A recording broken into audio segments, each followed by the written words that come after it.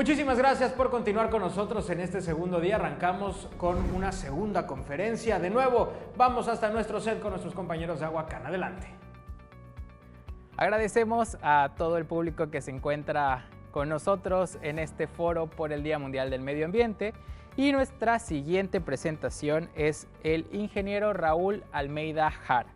Él nos tiene la ponencia Las aguas residuales contra la escasez de agua.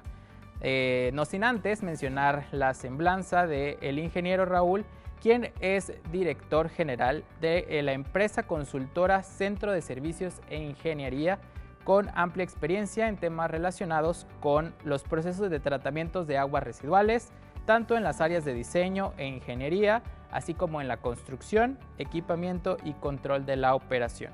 Cuenta con cursos de capacitación en Alemania y Estados Unidos de América que permiten el planteamiento de procesos de alta eficiencia en manejo de energía y calidad del agua, tanto para la industria como para los centros de población.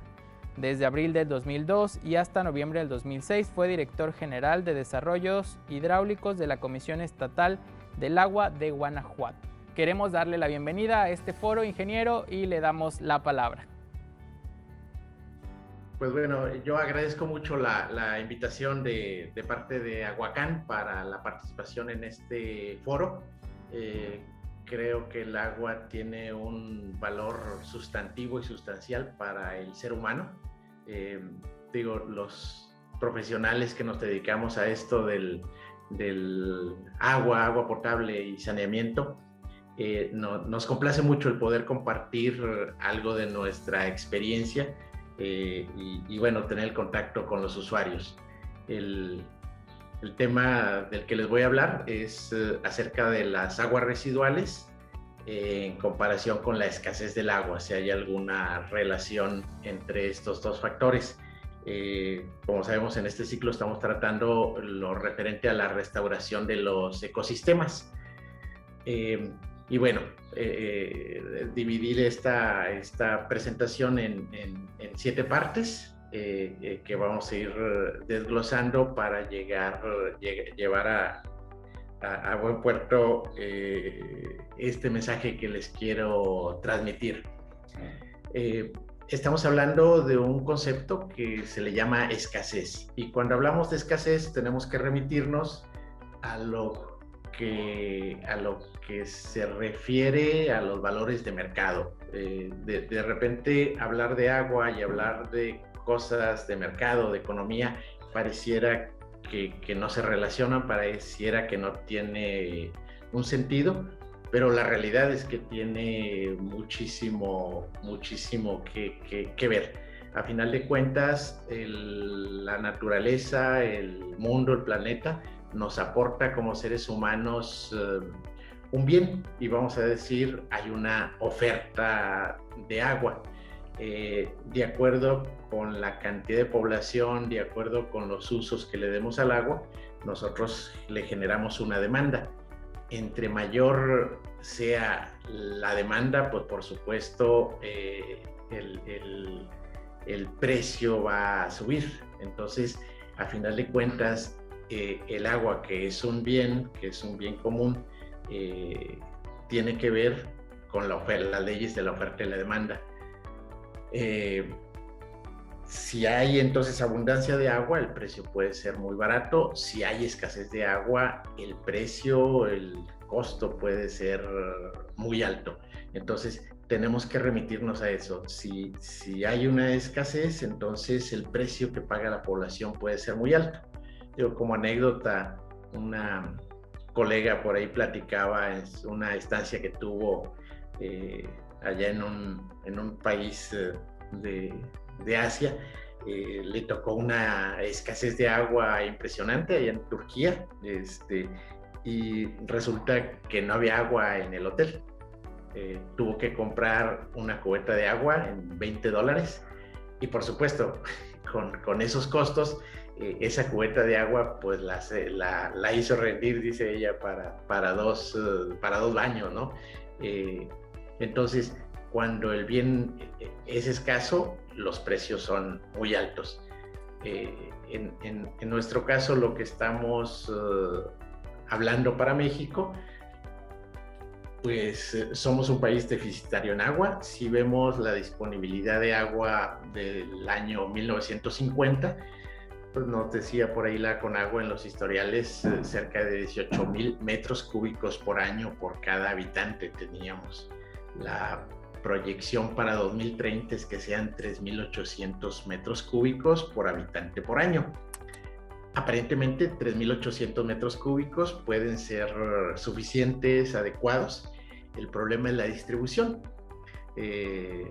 Podemos ver los mapas de distribución y nos vamos a dar cuenta que hay lugares como Veracruz, que hay lugares como Tabasco, en donde el agua es abundante, en donde cuando nosotros hablamos con la gente del lugar, pues por supuesto que parece que estamos hablando un idioma distinto. No nos entendemos porque allá el agua abunda. Allá hablar de racionar el agua, de cuidar el agua, pues no es algo que les haga clic en la mente de ellos. Sin embargo, hablar con gente de Sonora, hablar con gente de Zacatecas, que sufren la escasez de agua cada año, que tenemos crisis de disponibilidad de agua, a veces de periodos de hasta 8 años, y luego vienen las lluvias torrenciales y nos olvidamos de la crisis, pareciera que no existe, y vuelven otra vez los periodos de sequía. Entonces, México, aunque tengamos aparentemente una cantidad adecuada de agua promedio por habitante, la realidad es que el reparto de agua es muy pobre para la zona norte y bueno, abundante para la zona sur y sobre todo de la costa. Y bueno, vamos a remitirnos entonces al ciclo hidrológico del agua.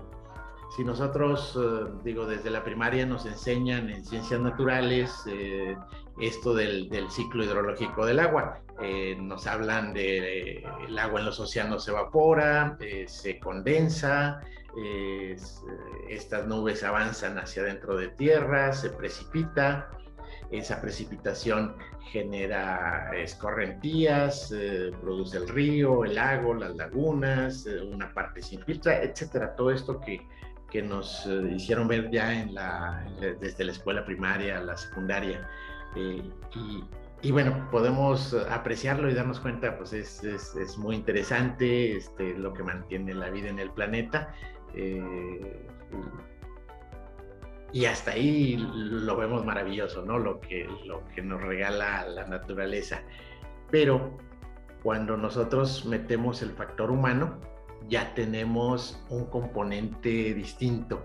Cuando tenemos ya el factor humano, esta agua que la naturaleza nos regala, que la tomamos de este río, de este pozo profundo,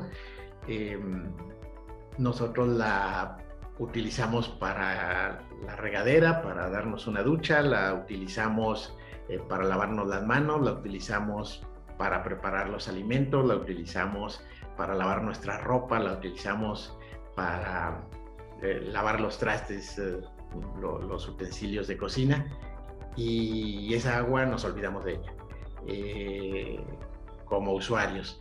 La realidad es que para un sistema operador, el poner el agua en el domicilio del usuario es una parte de mucho esfuerzo, de mucho trabajo, pero ahora el agua que se produjo, el agua que ahora contiene restos de grasa, restos de comida, que contiene tierra de las manos de los niños que anduvieron jugando fuera, los detergentes que se usaron para lavar la ropa, los detergentes que se utilizaron para lavar los utensilios de cocina, todo eso ahora están cambiando la composición del agua.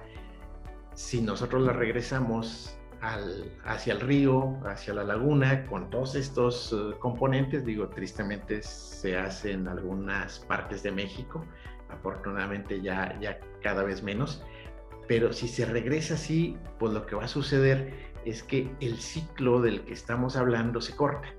Aquí tenemos que hablar entonces de un ciclo combinado entre agua y nutrientes. Cuando nosotros este alimento que preparamos, los restos que quedaron en los platos, en el fregadero los lavamos, pues resulta que esto que ahora contiene el agua, simplemente no deben de ir ahí.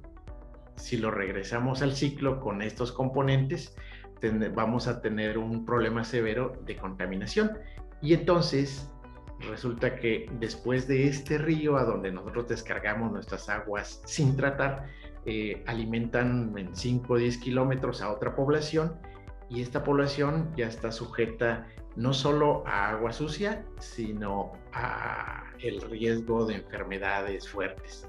Entonces, el ser humano tuvo que ver con la interrupción de un ciclo natural al haber agregado nutrientes, al haber agregado sustratos.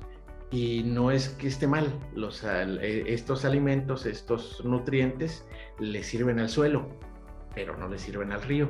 Entonces nosotros tenemos la obligación de restituir el ciclo natural a través de separar estos nutrientes, esto que le agregamos al agua por el uso en cada hogar, en cada fábrica, tenemos que separarlos, y para ello hay un proceso.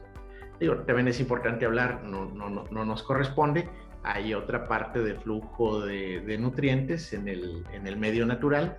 En el campo, por ejemplo, pues se agregan fertilizantes para los campos de cultivo, viene el agua de riego, viene ya sea el agua de lluvia, y esos fertilizantes son arrastrados hacia el río. Es una contaminación que le llamamos dispersa.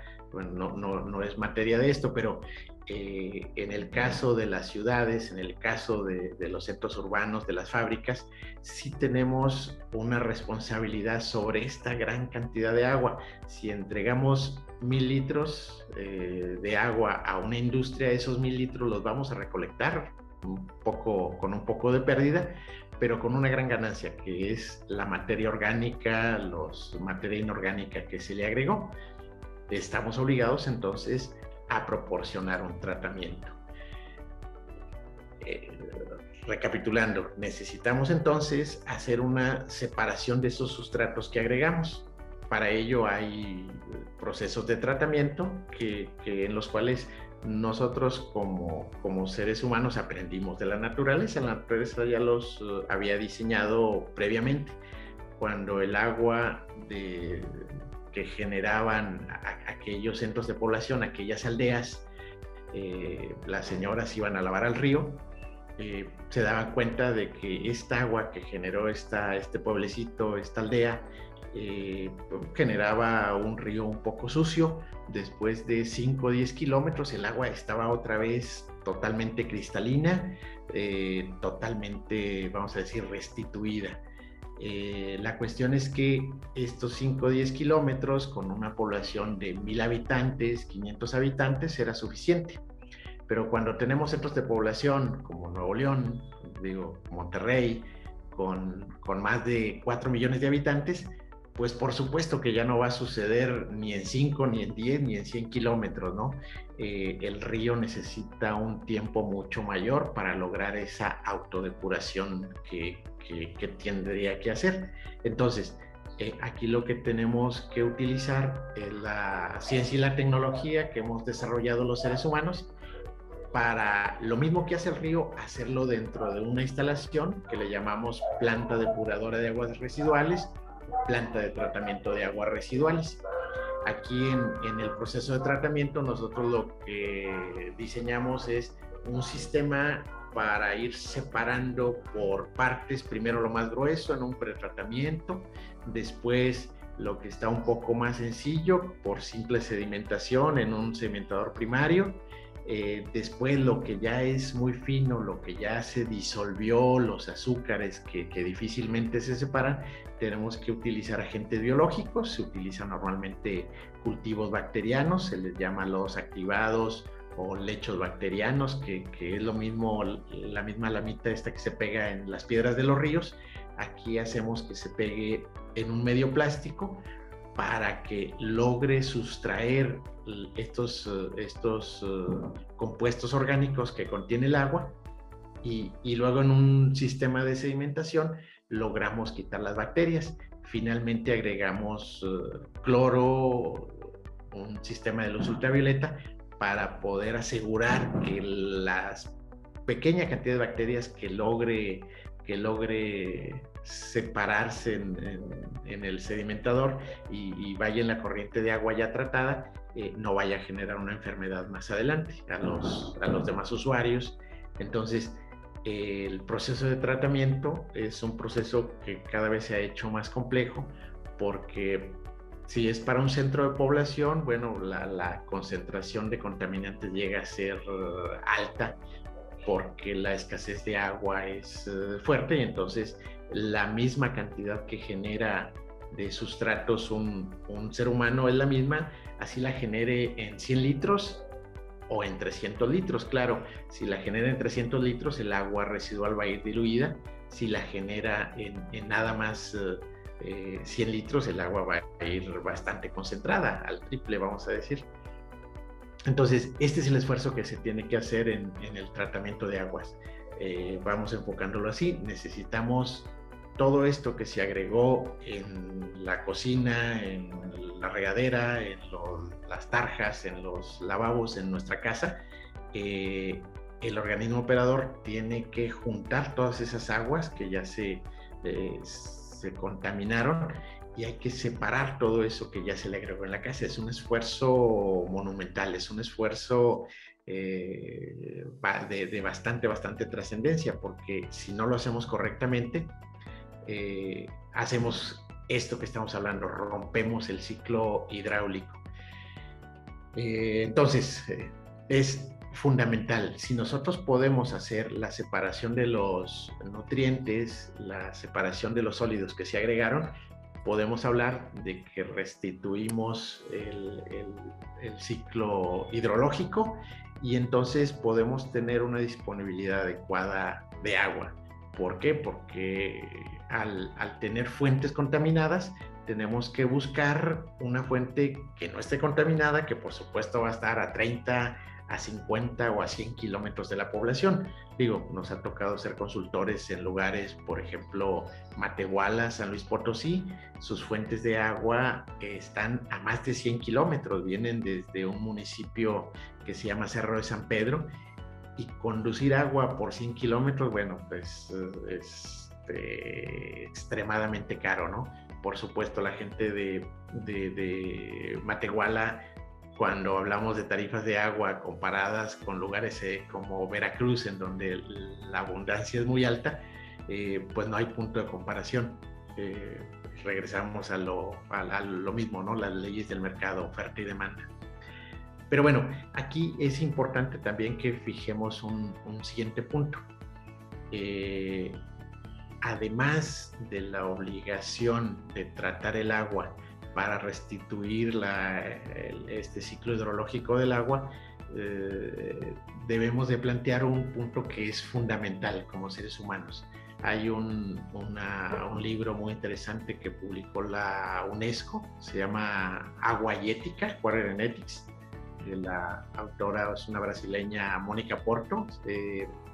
Y en este libro, algo de lo que investigó la doctora Porto es que un saneamiento adecuado contribuye en un 35% en la reducción de muertes por diarrea. Cuando nosotros vemos la incidencia de muertes por diarrea en nuestros países de tercer mundo, es impresionante. Siempre hablamos de la igualdad de oportunidades, de la educación, de poder educar a las siguientes generaciones. El problema es que si estas siguientes generaciones no llegan a la edad adulta porque fallecieron cuando eran niños por una diarrea, la verdad es que se rompe todo el esquema del que estamos hablando, ¿no? Del desarrollo y de la igualdad y de la igualdad de oportunidades. Entonces, es fundamental por ética el asegurar la salud de los demás seres humanos. Hablamos, por supuesto, estamos hablando en este ciclo de la restauración de los ecosistemas, pero antes de pensar en el medio ambiente, que es fundamental y no lo podemos dejar de lado, tenemos que pensar como prioridad en la vida humana, en la salud humana. Y esto del saneamiento tiene una importancia fundamental con la preservación de la vida humana.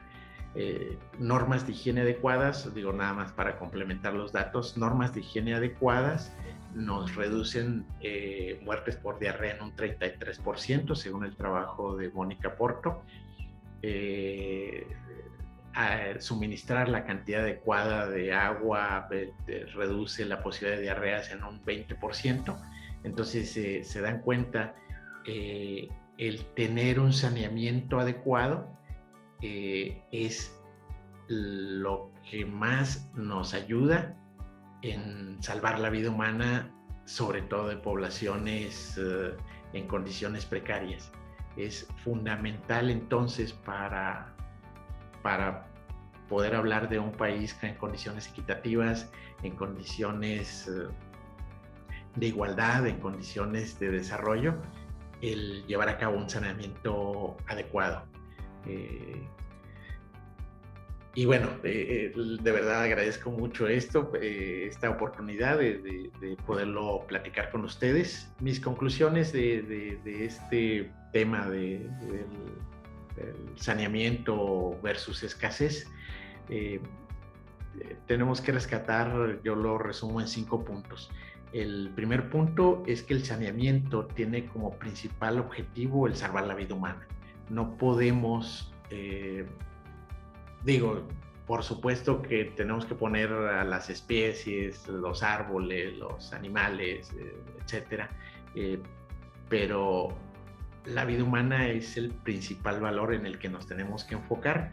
Si no damos un tratamiento adecuado, si descargamos aguas residuales al acuífero, al río, y alguien las utiliza para regar vegetales, va a haber alguien que se va a morir, va a haber alguien que va a perder la vida, que la va a poner en riesgo.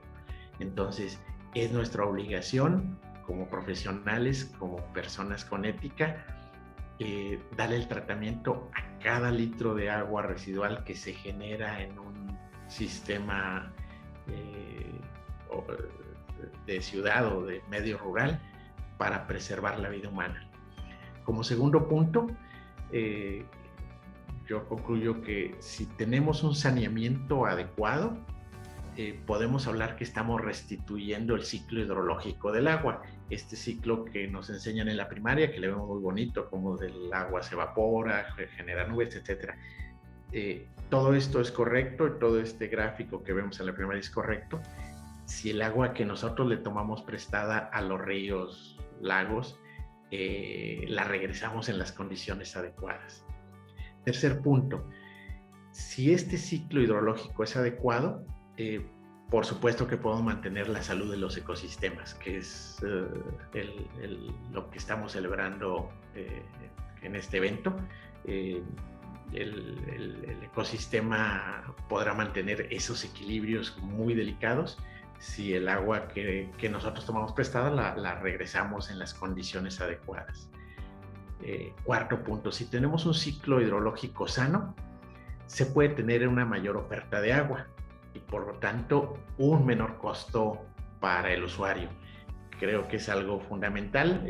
Si estamos hablando del desarrollo humano, estamos hablando del desarrollo económico, por supuesto la población se queja de los costos elevados de los servicios, a veces sin parámetros de comparación. Digo, si vamos a Inglaterra, estamos hablando de que un metro cúbico cuesta más de 50 pesos, ¿sí? Más o menos me tocó estar en Inglaterra allá en el 2004-2005, y el costo de agua y de saneamiento estaban hablando alrededor de los 2 pesos con 20 libras, lo cual por supuesto que comparado con México es muchísima diferencia. Claro, cuando hablamos de la calidad de agua que toman los londinenses, pues digo, no tiene nada que ver, incluso con el agua embotellada es muy superior. Pero bueno, si podemos tener un ciclo hidrológico sano, podemos tener una alta oferta de agua y por lo tanto costos bajos del servicio. Y como quinto punto y final, todos estamos obligados a contribuir con el saneamiento. Nos preocupamos mucho de que llegue el agua a nuestros hogares, pero no basta con que el agua llegue a nuestros hogares. Para asegurar la sustentabilidad del medio, de nuestro planeta, de nuestra ciudad, de nuestra región, la vida plena de esta y de las futuras generaciones, estamos obligados a contribuir con el saneamiento. Como usuarios es importante que en los sistemas que nos atienden, en este caso de Aguacán, entrar a la página y darse cuenta que Aguacán sí está haciendo acciones de saneamiento. Digo, en mi caso soy consultor, pero me toca trabajar en muchos lugares, aquí mismo donde vivo en Guanajuato. Sí, tenemos 2 plantas de tratamiento que garantizan que el agua que usamos, que nosotros al bajarle el inodoro simplemente se va, al tener esa retroalimentación y entrar a las páginas de los organismos operadores, nos damos cuenta si estamos o no estamos contribuyendo a sanear el agua. Si no lo hacemos, pues por supuesto que como sociedad organizada tenemos que exigir a nuestras autoridades que el agua que nosotros usemos se le dé el correcto saneamiento para que después no regrese esto en las verduras, no regrese esto en los jitomates que compramos, por nuestra falta también de responsabilidad, ¿no? Digo, felicitaciones a Aguacán, sé que están haciendo un esfuerzo bastante grande para lograr esto y sé que la información de su página están las plantas de tratamiento que tiene, que son bastantes, y que están haciendo el esfuerzo por mantenerlas en operación de manera constante. Entonces, pues es mi mensaje, yo creo que importantísimo, fundamental. No podemos hablar solo de agua potable, no podemos hablar solo del agua que llega a nuestra casa y ya la usamos y lo demás me tiene sin cuidado. Es fundamental que se le pueda dar el tratamiento adecuado para que esa agua que después voy a volver a tomar prestada regrese otra vez en las mismas condiciones que yo la tomé. Es mi mensaje, de verdad agradezco a Aguacán la invitación y quedo a sus órdenes. Muchas gracias. Muchas gracias por su participación, ingeniero. Tenemos algunas preguntas del público que nos está sintonizando en este momento. Vamos a dar oportunidad de un par. Hola, ingeniero Almeida. Muy bonita conferencia. Mi siguiente pregunta es, ¿por qué la importancia de la trata las aguas residuales en Quintana Roo? Bueno, el caso de Quintana Roo es una condición muy especial. Quintana Roo, como digo, todos los que viven por ahí lo saben, el suelo es extremadamente poroso. Los cenotes es algo de todas partes, de toda la península. Si nosotros no tratamos adecuadamente el agua, estamos en riesgo de contaminar el manto. Si contaminamos el manto, es muy probable que dentro de un mes estemos otra vez tomando esa agua que ya contaminamos, que ya le generamos algún contaminante biológico y entonces estamos exponiendo a la población a riesgo de muerte, a riesgo de una enfermedad fuerte, y sobre todo considerando que Quintana Roo tiene un clima tropical, que cualquier bacteria, virus, tiene un medio perfecto para sobrevivir muchos días. Entonces es fundamental para Quintana Roo el tratamiento de sus aguas por este factor, para cuidar la vida humana y para cuidar la riqueza natural que posee, ¿no? Gracias por su respuesta, ingeniero. Vamos con una pregunta más del público. Gracias por su ponencia el día de hoy. La pregunta que tengo es que ¿por qué no tratar las aguas residuales por un proceso más profesional que nos permita consumirlas en casa nuevamente? Bueno, yo creo, si nos remitimos a lugares como Indonesia, en donde hay una incidencia muy fuerte de arsénico, resulta que quitar arsénico de agua potable o desalinizar agua de mar nos cuesta, vamos a hablar de precios en dólares, cerca de $2 el metro cúbico, y resulta que el agua ya tratada, meterla a un proceso de ósmosis inversa nos cuesta la mitad de eso porque tiene menos sales, menos contaminantes. Ahí en esos casos ya es vamos a decir, económicamente sustentable el hacer el reciclo completo del agua. En nuestros casos, básicamente depende de costo-beneficio. Todavía es más caro tratar agua residual para volverla a beber, además del rechazo social que tenemos que ir trabajando poco a poco para irlo minimizando. Pero principalmente el obstáculo uno es económico. Tenemos que ir reduciendo, se han ido reduciendo afortunadamente, van a reducirse más los costos de las tecnologías para dar el reciclo completo, que nuestra agua residual se vuelva a convertir en la fuente de agua potable. Ya hay lugares que lo están haciendo en el mundo, pero insisto, tiene que ver más que nada con una cuestión de economía, de precio. Muchas gracias. Y la siguiente pregunta de nuestro público en redes sociales dice: ¿el agua que ya se inyectó en el subsuelo, en cuánto tiempo regresa a nosotros? Hay lugares en donde, de acuerdo con estudios que ha hecho gente de INTA, gente de la EPA, hay lugares en donde se tarda 6 meses. Un agua que se descargó en un río, llega a una zona permeable y se infiltra el acuífero, a veces lleva cuestión de 6 meses, pero lugares como la península, con suelo calcáreo extremadamente poroso, en ocasiones se tiene en cuestión de días.